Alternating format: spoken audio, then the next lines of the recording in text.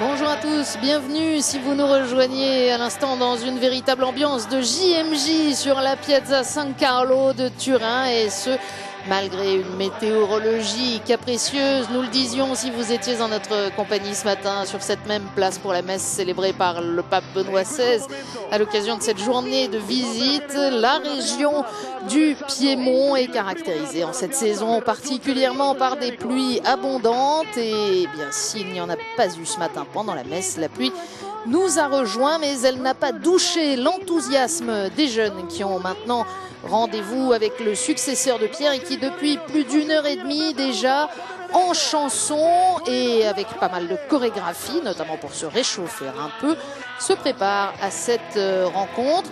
Le pape Benoît XVI qui leur adressera un discours. J'en profite tout de suite pendant que le Saint-Père salue ces milliers de jeunes Turinois pour vous donner déjà les deux rendez-vous suivants, puisque à l'issue de cette rencontre avec les jeunes, le pape quittera la Piazza San Carlo pour se diriger à quelques centaines de mètres à peine vers la cathédrale de Turin, dans une toute autre atmosphère bien entendu. Le pape se rendra, c'est là le véritable but du voyage d'aujourd'hui, devant le Saint-Suaire. Le Saint-Suaire qui, vous le savez, est exposé à la vénération des fidèles à la demande de Benoît XVI depuis le 10 avril dernier. C'est la première ostension depuis le jubilé de l'an 2000 et plus de 2 millions de pèlerins sont déjà venus prier devant le linceul de Turin. Le pape à son tour s'y rend donc tout à l'heure, et après un temps de prière personnelle nous offrira une méditation devant le Saint-Suaire. Et puis Benoît XVI se rendra avant de quitter Turin en fin de journée dans un hôpital administré par les Cotolengo.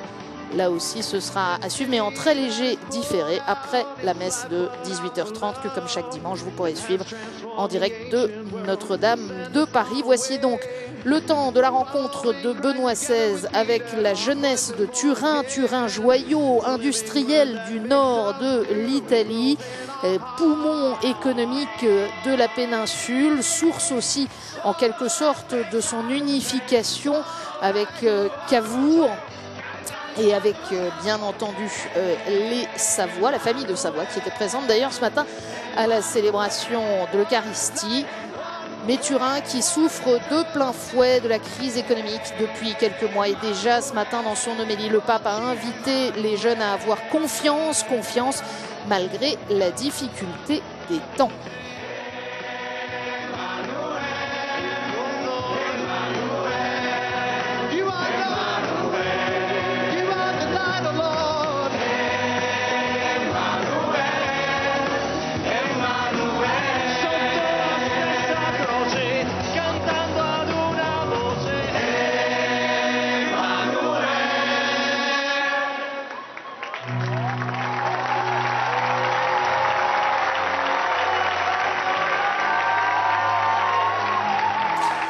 Et avant d'entendre le pape s'adresser aux jeunes, nous devrions entendre deux types de salut. D'abord à nouveau l'archevêque de Turin, le cardinal Poletto, et puis deux jeunes qui devraient donner chacun à leur tour leur témoignage devant le Saint-Père.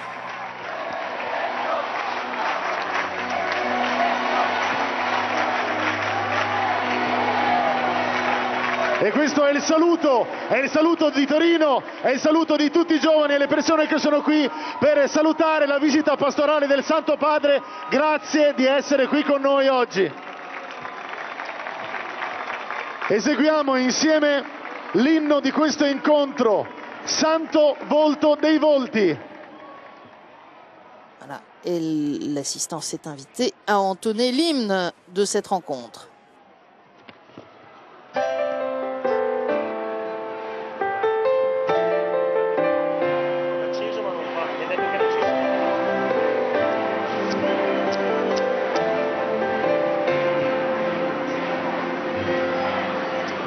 Eravamo tutti lì, nel tuo abbraccio spalancato a chiodi, sì, eravamo lì, noi quel venerdì.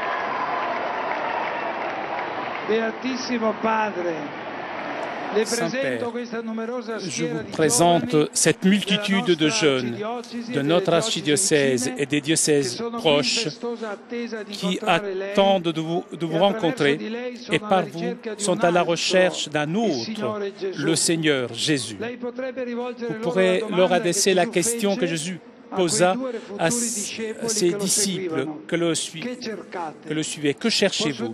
Je peux vous dire, sainteté, que la grande partie de ces jeunes, ce sont des jeunes bons, engagés.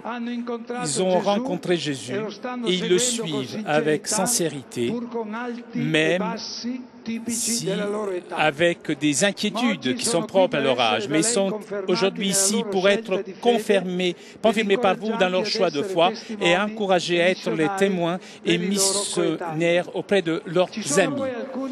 Il y a aussi des jeunes qui sont venus ici parce qu'ils sont à la recherche. La foi reçue à leur enfance, à leur adolescence ne s'est pas encore enracinée profondément, mais ils n'ont pas tourné le dos à Jésus.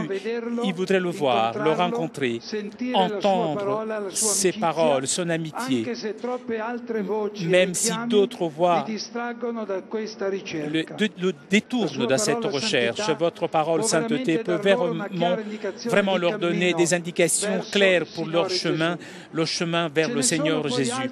Il y a d'autres adolescents qui ont égaré le chemin et dans leur vie, pour une expression du pape Jean-Paul II, sont déjà de retour sans avoir été nulle part.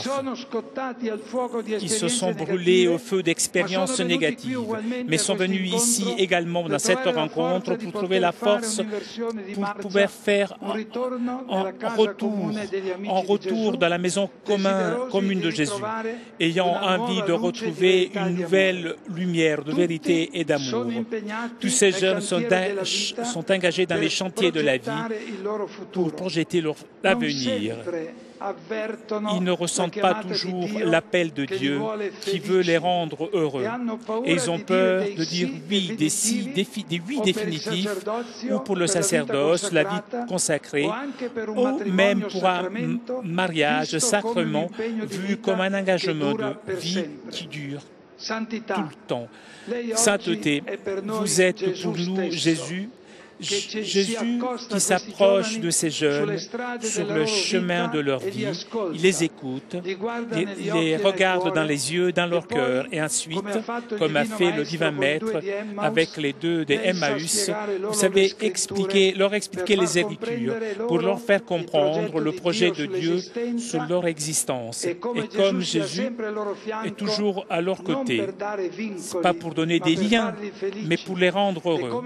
Et comme le Saint-Esprit peut encore leur donner le feu de l'amour divin qui brûle les péchés, l'égoïsme, le relativisme, la superficialité, pour faire naître le bien qu'il y a dans leur cœur, même si souvent c'est un bien qui est caché sous la cendre d'un environnement qui ne les aide pas à grandir selon le projet de Dieu. Saint-Père, je vous confie ces jeunes afin qu'avec vos paroles, votre témoignage de foi profonde, sereine, vous puissiez les enthousiasmer dans la conviction que choisir de suivre le Christ, c'est l'unique façon pour être heureux. Le Saint-Suaire nous fait voir cela, un Jésus qui souffre par amour. Que ces jeunes puissent comprendre qu'il n'y a pas d'amour sans souffrance, sans lutte, sans sacrifice, sans aller parfois à contre-courant. Aidez-les à comprendre que c'est l'unique chemin pour donner à la vie la saveur de la joie et de l'amour. Ce sont deux valeurs essentielles pour pouvoir espérer de transformer le monde. Merci, Saint-Père, de cette rencontre que vous avez voulu donner à ces jeunes qui, comme vous voyez, sont heureux de vous voir, de vous écouter et d'accueillir le don de votre bénédiction. Quelques paroles du cardinal archevêque de Turin, Monseigneur Severino Poletto. Et nous écoutons maintenant le salut de deux jeunes, Isabella Brianza, qui est vice-présidente de l'Action catholique des jeunes dans le diocèse et puis le représentant de l'association des groupes de prière du diocèse, Vincenzo Camarda.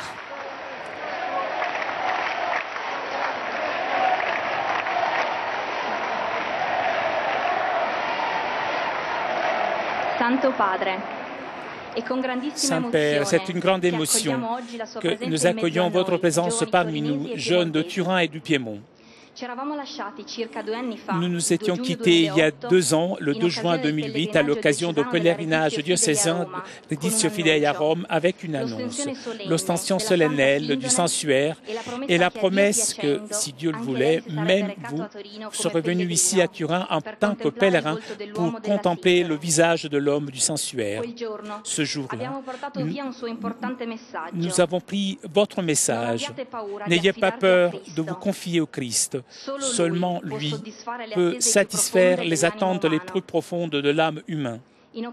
À l'occasion de cet événement, vos paroles non seulement résonnent encore chez nous, mais prennent aussi une forme dans le sanctuaire qu'en ce temps de Pâques, nous contemplons. Nous y trouvons en effet le visage de la souffrance et avec la sérénité de celui qui était capable de souffrir avec passion et pour la passion. Les signes de la violence, pour les coups touchés, semblent vouloir nous reporter le grand bruit à la confusion que beaucoup de nos jeunes vivent pour leur choix de vie à partir de la foi chrétienne. Ces blessures constituent une preuve de la méchanceté humaine peut devenir indomptable s'il continue dans la négativité des sentiments et peut nous interroger sur notre époque où c'est le mal qui prévaut sur le bien. Sainteté, combien de fois nous aussi, face au mal, aux souffrances, à la mort, nous tombons dans la crise d'une foi qui semble ne pas être capable de répondre à nos difficultés et surtout une foi que nous voulions parfois plus expérimentable, tangible. Nous vivons donc en recherchant toujours de nouvelles expériences, en essayant d'avoir tout et tout de suite, sans arriver à donner un sens à notre existence. Devant le sanctuaire, cependant, tout peut être revu, racheté, puisque la vie de chacun d'entre nous, en citant notre archevêque, a la chance de se réfléchir devant ce sanctuaire. Et alors, surtout, en gardant notre regard sur le crucifix ressuscité, que nous pouvons affronter avec confiance ce présent tumultueux pour l'Église, temps duquel nous n'avons pas peur. En plus du désir profond de vous exprimer notre proximité et notre solidarité de prière, nous croyons que chaque événement peut se révéler comme une opportunité pour l'Église pour qu'avec vérité et simplicité puisse toujours faire briller l'amour du Christ pour chacun de ses enfants.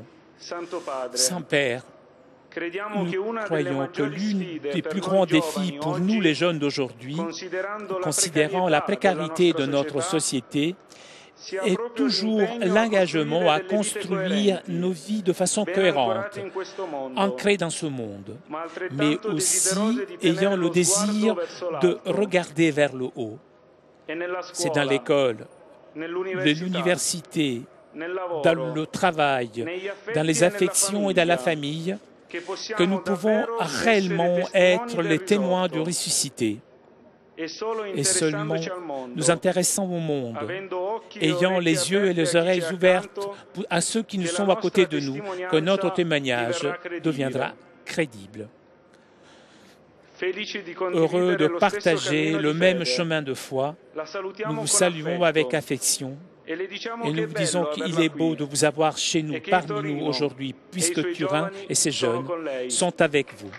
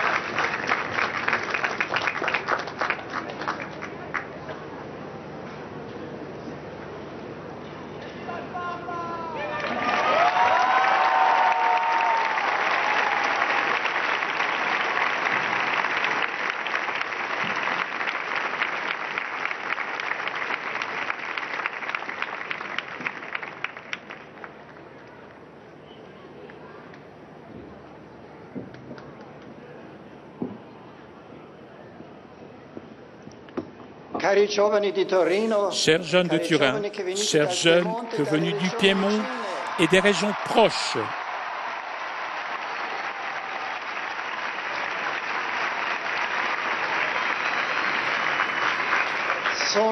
je suis vraiment heureux d'être ici parmi vous dans cette visite à Turin pour vénérer le sanctuaire.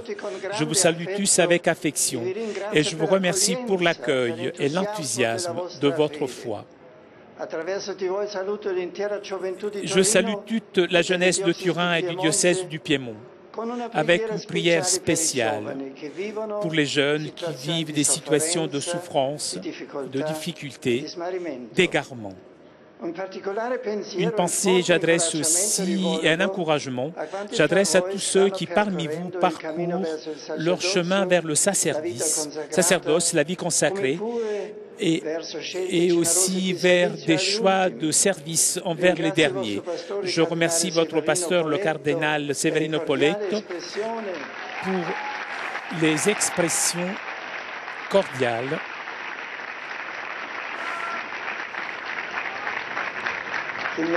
qu'il m'a adressées et je remercie vos représentants qui m'ont manifesté leurs propos, les problèmes et les attentes de la jeunesse de cette ville et de cette région. Il y a 25 ans, à l'occasion de l'année internationale de la jeunesse, le vénérable Jean-Paul II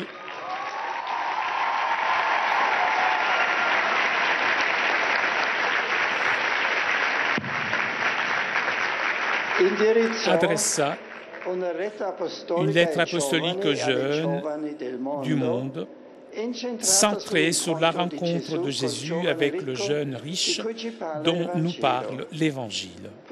Justement, en partant de cette page, qui a été l'objet de réflexion aussi lors de mon message de cette année pour la Journée mondiale de la jeunesse, je voudrais vous offrir quelques pensées qui j'espère, pourront vous aider dans votre développement spirituel et dans votre mission à l'intérieur de l'Église et dans le monde.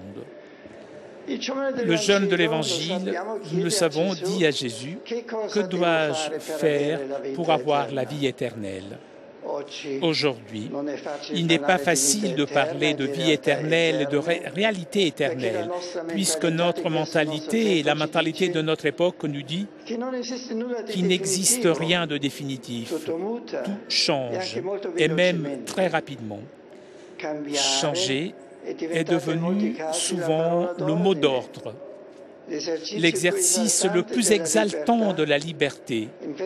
De cette façon, vous aussi, les jeunes, vous êtes amenés souvent à penser qu'il est impossible de réaliser de choix définitifs qui engagent pour toute la vie. Mais est-ce la bonne façon pour utiliser la liberté? Est-ce vrai que pour être heureux, nous devons nous contenter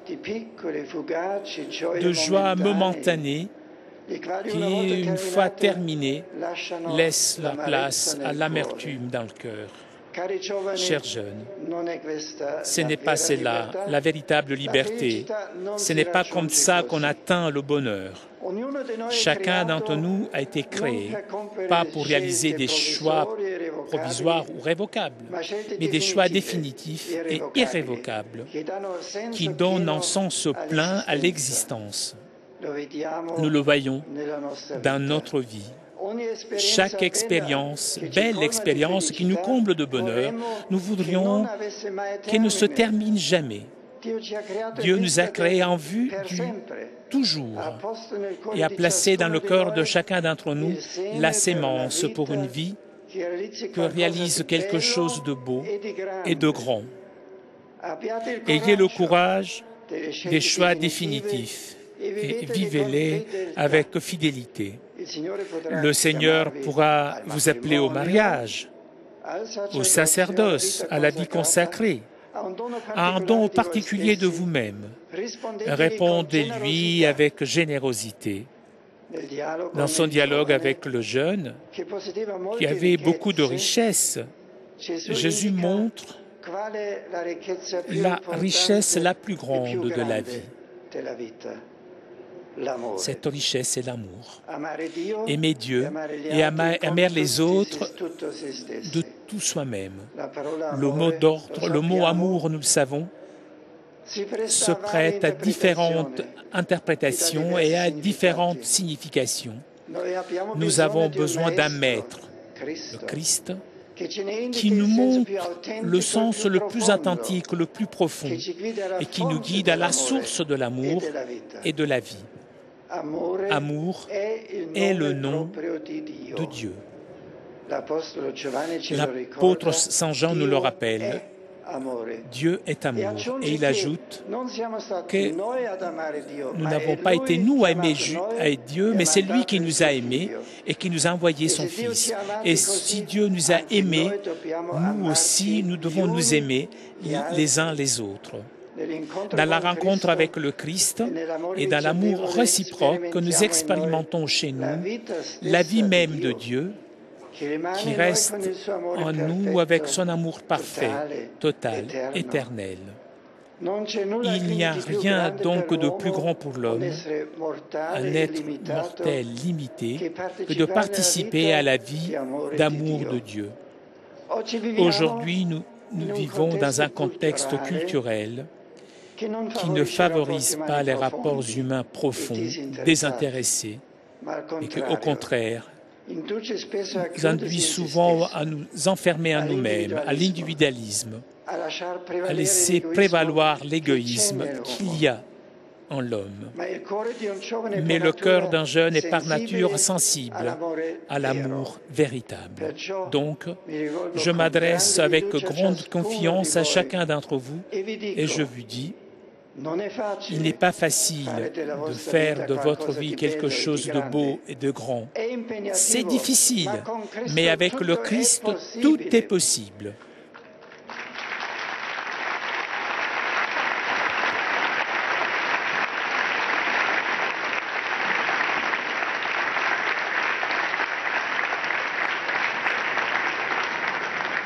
Dans le regard de Jésus, qui fixe avec amour, comme dit l'Évangile, avec amour le jeune, nous pouvons cueillir le désir de Dieu d'être avec nous, d'être proche de nous. Il y a un désir de Dieu qui veut notre oui, notre amour. Oui, cher jeune, Jésus veut être votre ami, votre frère dans la vie, le maître qui vous montre le chemin à parcourir pour arriver au bonheur. Il vous aime pour ce que vous êtes, dans votre fragilité et vos faiblesses, puisque touchés par son amour, vous puissiez être transformés. Vivez cette rencontre avec l'amour du Christ dans un rapport personnel avec lui fort. Vivez-le dans l'Église et tout d'abord dans les sacrements. Vivez-le dans l'Eucharistie où sera présent son sacrifice. Lui, réellement, donne son corps et son sang pour nous, pour racheter les péchés de l'humanité, afin que nous devenions une seule chose avec lui, afin que nous apprenions nous aussi la logique de se donner. Vivez-le dans la confession. Nous nous offrons son pardon.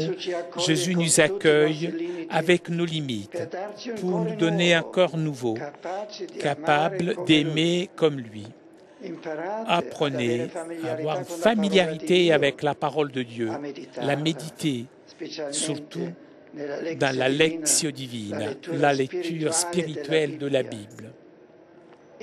Finalement, soyez à mesure de rencontrer l'amour du Christ dans le témoignage de charité de l'Église.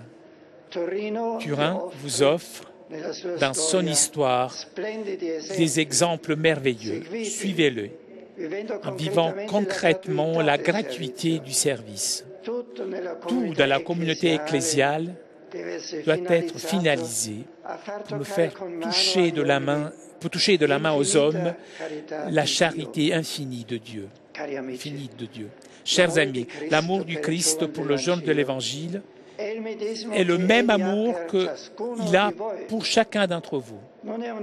Ce n'est pas un amour qui reste dans le passé. Ce n'est pas une illusion. Il n'est pas réservé à une élite.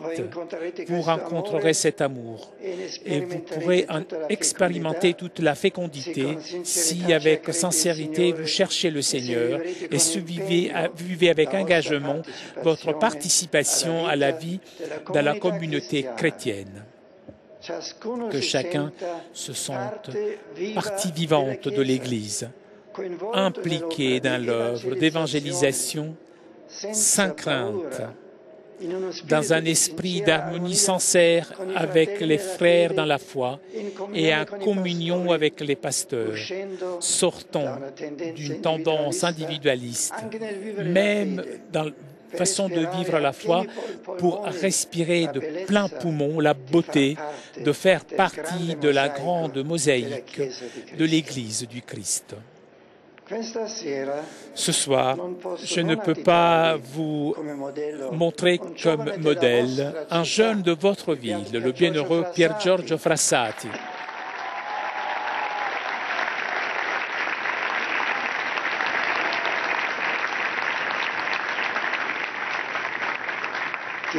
dont cette année tombe le 20e anniversaire de la béatification.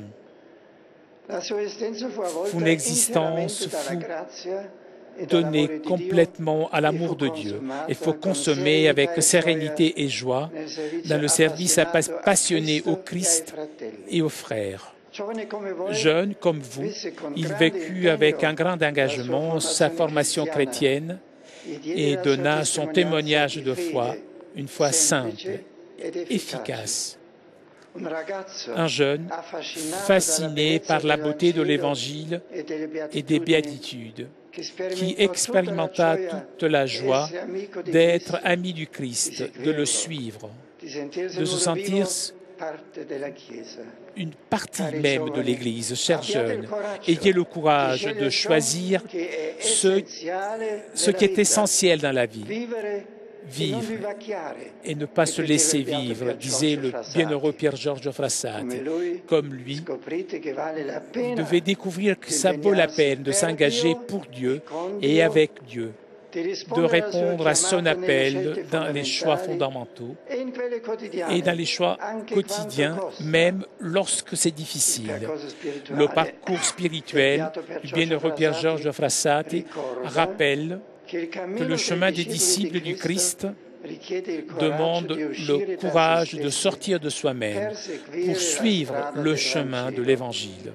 Ce chemin de l'Esprit, vous le vivez dans les paroisses et dans les autres réalités ecclésiales. Vous le vivez aussi dans le pèlerinage des JMJ. Rendez-vous toujours attendu. Je sais que vous vous préparez au prochain grand rassemblement qui se tiendra à Madrid dans le mois d'août 2011.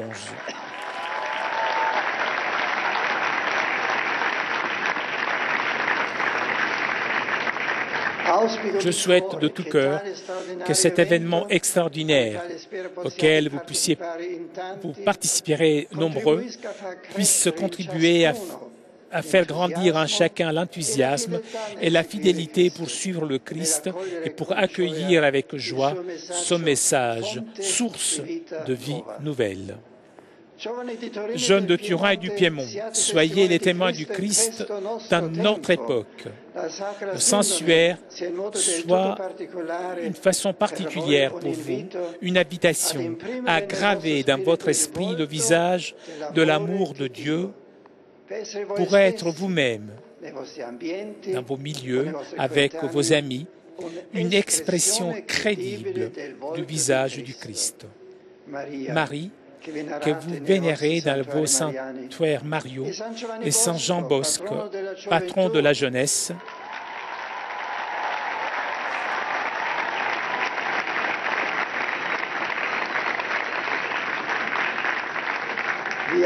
vous aide à suivre le Christ sans jamais vous fatiguer et qui vous accompagne toujours, ma prière et ma bénédiction que je vous accorde avec grande affection. Je vous remercie de votre attention.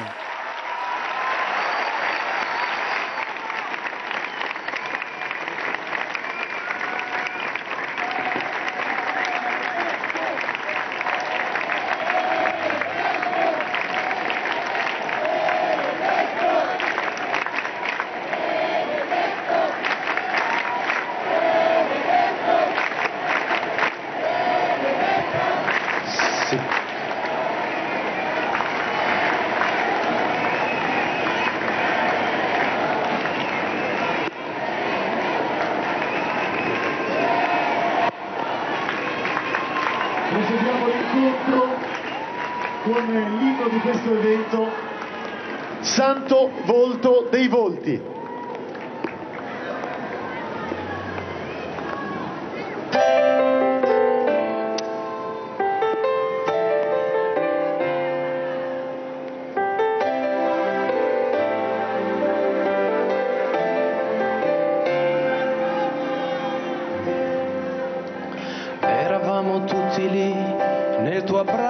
Spalancato a chiodi, sì, eravamo lì, noi quel venerdì, nel più flebile respiro e nel grido dell'addio, le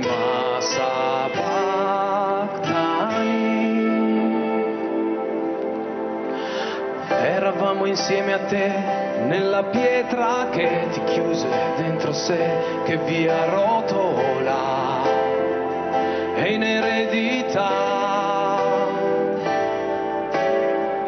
Da quell'alba in poi la vita ha l'energia dell'eternità. Alleluia.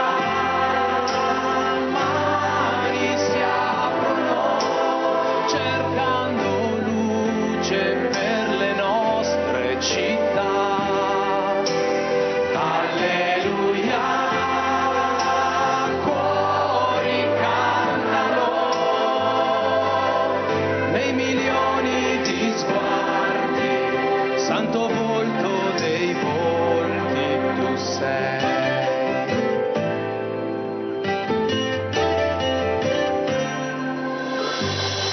Ora vieni insieme a noi e ci guardi dentro gli occhi di chi ormai più non ce la fa, oppure che non sa che per te e per noi la vita ha l'energia dell'eternità. Alleluia. Mani si aprono cercando per le nostre città, alleluia, cuori cantano, nei milioni di sguardi, santo volto dei volti, sei ed ogni vita che per te, con te e in te si apre al mondo.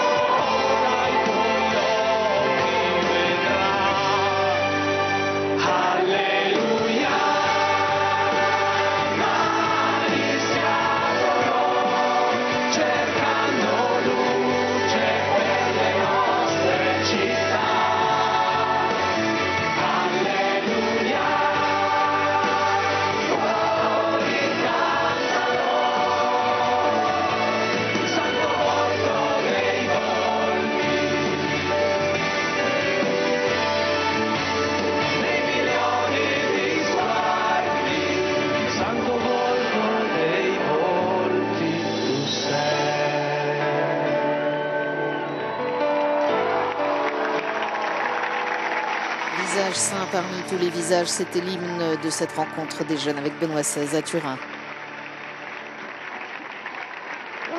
Raccogliamo ora ogni nostra intenzione nella preghiera che Gesù ci ha insegnato. Padre nostro che sei nei cieli, sia santificato il tuo nome, venga il tuo regno, sia fatta la tua volontà, come in cielo così in terra. Dacci oggi il nostro pane quotidiano e rimetti a noi i nostri debiti, come noi rimettiamo ai nostri debitori, e non tentazione, ma liberaci dal male. Sia benedetto il nome del Signore, ora e sempre. il nostro aiuto nel nome del Signore. Egli ha fatto cielo e terra. Vi benedica Dio Onnipotente, Padre e Figlio e Spirito Santo. Amen. Di brille.